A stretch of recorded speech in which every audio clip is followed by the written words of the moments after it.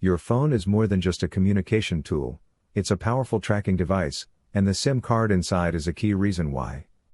This tiny chip is your gateway to connectivity on the go, allowing you to receive calls, messages, and use the internet as you travel. But it also tracks your every move, logs your every call, and quietly observes your online habits. We do all kinds of sensitive activities on our phones, and the SIM plays a big role in allowing that activity to be monitored, often without our explicit awareness or consent. Do you know how much information your cell phone is really collecting about you and your location? I don't actually have a SIM card in any of my phones, and in this video, I'll explain the reasons why. I'll also talk about alternative ways that you can still have connectivity on the go without a SIM in your phone, such as using an anonymous Calyx hotspot. And I'll also dive into the downsides of not having a SIM in your phone. A warning right off the bat, this setup isn't for everyone. I'll go over some drawbacks so that you can decide for yourself what is the right choice for you. What is a SIM? Let's start with understanding what a SIM card is. It's a tiny chip that we either insert into our phone, or it's already embedded in the phone as an eSIM, that allows us to do things like make calls, send messages, and use the internet. We get one when we sign up for a cell plan, and each SIM is tied to a unique identity, called an IMSI, or International Mobile Subscriber Identity. This is your digital fingerprint in the cellular world. It links all your network activity to your subscriber account. Now here are 3 reasons why this small card sitting in your pocket might be more of a privacy concern than you realize, starting with location tracking. As you move, your SIM card is in constant communication with various cell towers to maintain network connectivity. The time and signal strength of your phone's connection as it comes into range of different cell towers are recorded, tracking your movements. This data is linked to your IMSI, making it a personalized map of your daily activities. Essentially, cell providers know where we are at all times. They can pinpoint exactly where you are and what you're doing, and they can actually direct an ad to you. This location data is not only used for things like targeted advertising, but cell providers also have a long and notorious history of selling your location data to basically anyone who wants it. The next reason why you might be cautious about the privacy implications of SIM cards is that proactive SIMs can initiate the sending of hidden messages to the cell network that you can't see. How does this work? Well, while most people think of their cell phone as a single computer, the typical smartphone actually has 3 computers in it. David Allen Burgess, a telecom expert that's worked in both signals intelligence and commercial equipment, explained to us what these computers are. First, there is the application processor. This is the computer that most people think of as their cell phone. It usually runs Android or iOS, and it's the part that people interact with. And then below that, there's something called a baseband processor that manages the telecommunications functions of the phone. It actually makes telephone calls and connects to your mobile operator for cellular data sessions. And then below that there's the SIM, which is actually a full computer system. It's got its own operating system. It's got its own file system. While the computer within a SIM card is extremely limited in terms of its functionality, the SIM is able to do certain tasks autonomously, without the need for intervention from the phone's main processor. And it turns out that there can be communication going on between the baseband processor and the SIM that's not visible to the application processor. So basically, you have the part of the phone that you interact with, Android, iOS, Graphene, the part with all the apps and settings that have a screen showing you what's going on. But meanwhile, there are 2 other components, or computers, talking to each other, the baseband processor and the SIM. And proactive SIMs have the capability to initiate commands. They can tell the mobile device to perform specific tasks, like sending out an SMS or starting a data session, all without you knowing, because these actions bypass the part of the phone that you interact with. Now it's not as nefarious as you might think. Communication between the baseband processor, initiated by the SIM, and the cell network is actually a completely normal part of your cell functionality. But it's still true that we really have no idea what's in these messages that the baseband processor sends out because they're encrypted. That's not the weird part though. What makes me cautious is that cell providers don't want to talk about what's in these messages. No one at a tent talks publicly about what this stuff is. It's not documented anywhere. David has been involved in court cases that hinge on knowing what's in these hidden messages, And still, cell providers won't talk about it. Even getting someone from a tent to answer the most basic questions about this was clearly not something they wanted to do. They certainly wanted to say as little as possible. There's a lot of suspicion about how powerful these baseband processors really are and to what extent they allow surveillance through our phones. Theoretically, according to some of the Snowden revelations, it may be able to turn the mic or the camera on remotely. It may be able to turn the phone on when it's in an off state. Some of the stuff you hear is true and some of it's not true. And there's no way to separate truth from fiction in the end. You don't really know? Nick Merrill, the founder of the Calyx Institute, a privacy-focused nonprofit, says that at the end of the day, all we can really do is speculate. All that stuff is proprietary. It's closed. You can't know what's going on in there. We're really never going to get visibility into it. Open source baseband processors that people could use as alternatives don't even exist, so this isn't something that the average person can even control. I just wanted to highlight how little we know about what the baseband processor and SIM are actually doing on our devices, and that they have this degree of autonomy on a device where we're doing a lot of personal stuff. But it's just one of 3 reasons why I'm cautious about having a SIM card in my phone. So let's move on to the 3rd reason, which is the risk of inadvertent split tunneling by centralizing too much control on a single device.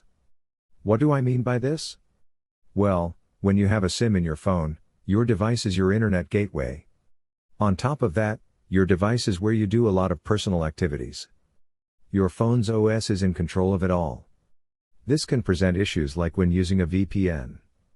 The idea behind a VPN is that all the traffic leaving your device is sent through an encrypted tunnel and routed to a VPN server first before hitting the broader internet. This is helpful for privacy because it helps stop snooping on this activity and also hides your IP address from the websites you visit. But some of your traffic might be leaked from your device directly to the internet instead of going through the encrypted tunnel. This is an example of split tunneling, and it could happen without you realizing. The MISC research team discovered that on iPhones, there are a bunch of apps that bypass your VPN and send data directly to Apple servers including Stocks, Health, Home, Wallet, Messages, Find My, Fitness, Shortcuts, Apple Music, Freeform, Settings, Contacts, Weather, and all push notifications. Apple's terms of service for VPNs actually state that they may bypass your VPN intentionally for some essential system services. This isn't just an issue with iOS. They found that Android also communicates with Google services outside an active VPN connection. So the 3rd problem of having a SIM in your phone is that when your phone's OS controls your apps, your internet gateway, and your VPN, if it wants to bypass your VPN it can. There are ways to have more control over your VPN, though, which we'll go over in a moment. Those are 3 of the reasons why I decided not to keep a SIM in my phone. But I can hear some of you thinking, doesn't that make the phone useless? The whole point of a mobile phone is so that you can have connectivity on the go. If you don't put a SIM in your phone, how are you meant to still have that connectivity? You'd use Wi-Fi instead. With an internet connection, your phone can function almost entirely as usual, even without a SIM. You could use all the same apps you normally would, you could still use your favorite messenger apps to communicate, and instead of using a cell number that you'd get with a SIM card, you'd download a VoIP app, and people could call and message you using that VoIP number instead. Okay, great. So when I'm at home or work I could just connect to my Wi-Fi networks there. But what about when I'm out and about? I have some friends who actually don't like having constant connectivity on the go, and if they need to talk to someone they'll find the nearest public Wi-Fi to briefly connect. These days public Wi-Fi is everywhere, so it's not hard to quickly find a connection. The privacy benefit of this is twofold. First, you can now keep your phone in airplane mode at all times, which stops it constantly chattering with cell towers and recording your location. Instead, you'd connect with Wi-Fi over a VPN, which is more private for your location, and you'd only do this when you actually want connectivity. It's like only turning on the light switch in a room when you enter the room, and turning it off again when you leave. Second, using public Wi-Fi to connect to the internet can add a layer of anonymity compared with using your cell network to connect. When you connect through a SIM card, your IMSI and IMEI are unique identifiers that tie all your network activity, including internet activity, calls, and messages together and associate them with you. By comparison, public Wi-Fi networks often don't require an account linked to your personal identity in order to access the internet. Wi-Fi networks do collect the MAC address of your device, but modern smartphones often randomize these MAC addresses so that you can't be tracked across different Wi-Fi connections. But there are also downsides to this approach. For example, you might be in an emergency where you need an internet connection but can't find one. You might need internet when driving around. And on top of that, connecting to public Wi-Fi isn't particularly secure. You can beef up your security and privacy by making sure you always use a VPN, but there are possible malware risks or man-in-the-middle attacks that could occur. So let's look at another option, the mobile hotspot. It's a separate device that you carry around with you, that can give you internet wherever you are. This is what I use. It gives out Wi-Fi connection, or some of them have Ethernet if you need that. You can put it in your pocket and basically, you can use as much internet as you want. If I go work in a coffee shop, I always have my own internet that I can trust. I don't concern myself with whether the Starbucks Wi-Fi is secure or will it be slow or whatever. The hotspot itself contains a SIM and that's how it's able to connect you to the internet on the go. But hold up, if I'm carrying around a SIM anyway, why not just have it in my phone? There are a few reasons why siloing the SIM in a separate device can be useful. There are definitely different privacy gains you can make by having a hotspot like this, including having a VPN client on the hotspot so that all the traffic is encrypted. If you have a SIM in a separate device, and run your VPN on this separate device instead of on your phone, you're separating functions across two different devices and your phone's OS no longer controls the gateway and VPN. Because of this, your phone's OS is no longer able to bypass the VPN, and expose activity directly to the internet without you realizing. A second reason why siloing the SIM in a separate device can be useful is because of those secret messages sent to the cell network that we spoke about earlier. When your SIM is in a hotspot, it's the hotspot's baseband processor that talks to the cell network. Your hotspot is typically only used for internet connectivity, while your phone is a super sensitive device where you do a ton of private activities. So if the hidden messages being sent to the cell network are reporting on any activity on the device, which is a big if, the hotspot is going to have a lot less personal activity to report. It's also important to note that when you use a hotspot, it's your hotspot's IMEI and IMSI that are the points of contact with the cellular network, and these are not going to be as closely tied to your personal identity as the SIM on your phone and your phone's IMEI.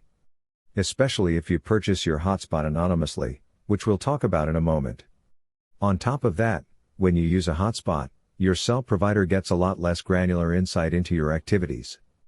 A SIM in your phone generates very specific usage patterns as well as call and message logs that often reflect very personal habits and preferences. Cell providers can also sometimes infer which apps you're using and activities you're doing on the device. But when you use a hotspot, they mainly just get data volume and traffic patterns. And if the hotspot is used by multiple devices or for different purposes, this further dilutes the usage pattern associated with it. While the data transmitted with both setups is essentially the same, the hotspot can reduce the ease of directly profiling your individual behavior. A third reason why siloing the SIM in a separate device can be useful is to reduce location tracking. Now, a SIM in your hotspot is still going to report your location to cell towers. So what I do is, when I do need a connection, I turn on the hotspot briefly, and I connect it to my phone with a cable, but I turn it off again when I'm not using it, and I can even put it in a Faraday bag if I'm concerned. This dramatically reduces the amount of chatter between my phone and cell networks, and I can still use the phone offline, for things like offline maps and camera. Keep in mind you can achieve basically the same ends by just putting your phone in airplane mode when you're not using it. There are two more perks of using a hotspot that I want to mention, but they apply specifically to hotspots purchased from the Calyx Institute, the privacy organization I mentioned earlier. No, they're not sponsors of the show, they're just a fantastic organization you should know about, and they offer two big benefits with their hotspots that other providers don't, if you're based in the USA. First, you can purchase their hotspots and service completely anonymously. Our memberships don't require you to give personally identifiable information. We go to a bunch of events every year and people sign up and they pay with cash. We've also made it possible for people to pay with cryptocurrencies. And they accept about 100 different coins on their website, including privacy coins. There was a lot of people asking us for Monero support and Zcash support. So we added that it's a neat backdoor into not needing to comply with, like, know your customer kind of rules to get a phone number. Sometimes people just want to close the curtains when they want to be private and open them when they want to, share. And second, you get unlimited data, so you can use these hotspots for all your devices, including streaming on your computer. Most hotspots you get from a phone company have a limit. Whether it's 2 gigabytes a month, 10 gigabytes a month, after that, it either stops or it goes slow. We have these hotspots that have no practical limit on it. How is Calyx able to offer these services? We got hooked up with another nonprofit that has a license on a piece of the radio spectrum. It's based on this FCC program, the United States Federal Communications Commission. This program is called Educational Broadband Spectrum. Basically, in the 1960s, the FCC in America allocated a portion of the radio spectrum to educational purposes. And this EBS is less congested compared to other commercial bands, so this might be why organizations that use it are able to allow more generous data plans than other providers. The deal that we have doesn't have that limit on it. This is great news for people who want to use these hotspots for all their internet needs, on their phones and their computers. They have unlimited internet service on them. We've discussed the benefits of using a hotspot instead of having a SIM in your phone, but we should definitely go over the downsides too, because as I mentioned at the start, this isn't going to be the right solution for everyone. I'll talk from personal experience, as I've been using a phone without a SIM for about a year now. First, I have to carry around multiple devices. I have my phone and my hotspot, and for some, this will be an issue. Can't say it's the most convenient thing. I mean, I like to carry my phone in my pocket and it's like the one thing that I have. I wouldn't want to carry more stuff than I needed. Personally, I don't notice this downside. I have a small bag I carry with me anyway, and the hotspot is really compact, so I just keep it in my bag and it's completely fine.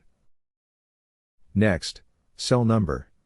If you don't have a SIM, then you don't have a number associated with your SIM that people can use to call your phone.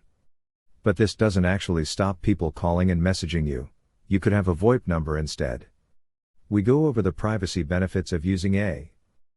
Finally, there's connectivity. The connectivity of my hotspot itself is fantastic. But you know how when you're driving around, sometimes your phone goes in and out of range? But it's not a big deal because it quickly reconnects? Well, when you use a hotspot, the lag before reconnecting can be more of an issue. While the hotspot itself will reconnect super quickly, the phone then takes some additional moments to reconnect to the hotspot. And then if you're like me, you have a VPN that then needs to reconnect too. One way to mitigate this wait is to tether the phone to the hotspot with a physical cable instead of using Wi-Fi. There is still a slight delay, but it's less. I'd say this is the biggest downside of a hotspot. All in all, I love this setup for my life, and for me the benefits outweigh the downsides. For others, this will be too inconvenient, so you should make the right choice for your life.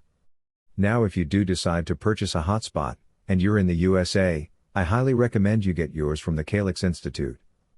Not just because of the anonymous purchase options and unlimited data that I already mentioned, but because Calyx is a great privacy-focused organization. You don't purchase these devices directly, it's technically membership-based and you instead give a tax-deductible donation. Supporting them also means helping them maintain all kinds of free public services. You're supporting us building and operating a free VPN, running Tor exit nodes, building this encrypted Android OS, and all these different activities. They also run a free private message relay called Jabber. Why would you want to support Verizon or Atant, all these phone companies that are sort of antagonistic to your privacy when you could instead support a nonprofit organization that's trying to innovate new, more private things? Here. I completely agree with that sentiment. We have the power to vote with our money and support organizations that align with our values. But I also want to mention that the founder of Calyx, Nick Merrill, is actually a privacy hero of mine. He was the first person to ever publicly challenge what's called a national security letter. He spent 12 years of his life fighting government overreach and exposing this warrantless mass surveillance. It was that experience that led him to start this privacy-focused institution in the first place, and I really wish him and Calyx all the best. My work has purpose, and my life has purpose, and to try to help people all around the world be as free as they can. You can do something that matters and that makes you happy. So yeah, come join the revolution. That's what I want to say to everyone. So to summarize, having a SIM card in your phone has a lot of privacy downsides. You can mitigate these by removing the SIM from your phone and using a hotspot for connectivity instead. This is what I do, but there are certainly trade-offs, and you'll have to assess whether this is something that's right for your life. Alternatively, you can at least mitigate some of the privacy risks of SIM cards by tweaking settings on your phone to help stop location tracking. In the meantime, don't feel overwhelmed with phone privacy. There are so many awesome tools out there for you to explore if you're concerned about your digital privacy, and hopefully these videos are helpful for learning about some of them. NBTV is a nonprofit that is able to create free educational content thanks to community donations. If you'd like to support the work that we do, visit NBTV media/support. We also have a book, Beginner's Introduction to Privacy if you're just starting out, which also supports our channel. Thanks for watching, sharing our message, and supporting our channel. We really appreciate all of you. So if you've stuck around till the end, here are some personal tips from me and the experience I've had with hotspots. The biggest perk for me is travel. Whether I'm in an Uber, a train or bus, or sitting in a plane on the tarmac, I have internet connectivity everywhere. I can go to any cafe and know that I will have unlimited internet access that will not be interrupted. This is a huge perk for me. I work a lot, so I need that internet connectivity, and a hotspot is just a great tool for providing that. It is worth noting that Calyx only works in the USA, but hotspots, in general, are actually worth considering no matter where you are. So, that is all. Go and explore.